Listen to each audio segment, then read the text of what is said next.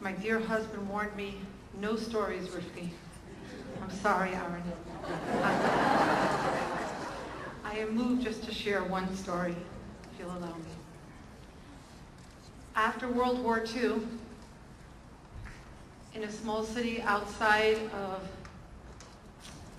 Austria, there was an orphanage where there were Jewish children absorbed with non-Jewish children throughout the war. And those who ran the orphanage turned to the Jewish community. They said, now that the dust has settled, we'd be happy for you to collect your children and bring them home, reabsorb them into Jewish homes. But it was hard to tell which were the Jewish children and which were not. And the Jewish leaders thought to themselves, how are we going to do this in the proper way? And finally, somebody had the seichel, somebody had the idea. They went into the orphanage when it was dark and the children were being put to sleep, and softly began to croon, Shema Yisrael, Adonai Eloheinu, Adonai Echad. And from all corners,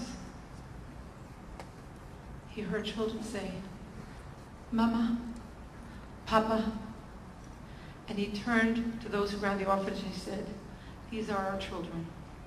We're taking them home. I think sometimes it was very hard for Aaron and I to sleep after a Friday night where there were people who couldn't get in through the door at Chabad. That was why I called you every week to speak to Mr. Pomeroy. Like I said a few months ago, we don't have an edifice complex here. We just had a pressing need. And I think to myself, what if these kids get discouraged and they walk back?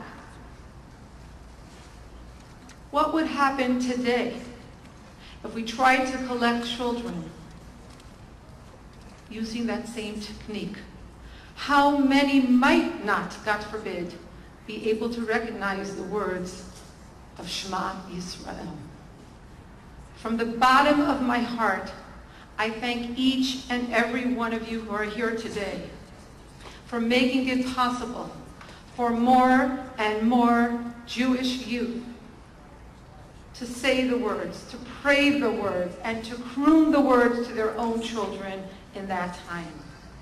I want you to take an image with you when you leave here today. I want you to close your eyes and to see this room as it is each Friday night, filled wall to wall with students celebrating. I want you to envision the thousands of students who enjoy our myriad programs each semester. Now I want you to close your eyes again and see each of these students married to someone with whom they will build a Jewish home. I want you to see in your mind's eye their children, their grandchildren, and their great-grandchildren, all of whom hold Judaism and our traditions dear. And look for a university where there is vibrant Jewish life, where there is a Chabad house big enough to welcome everyone that wants to come through its doors. The Baal Shem Tov, founder of Hasidism, taught, there is no future unless the past is vitally present. Thank you all for making possible the convergence of past, present, and future.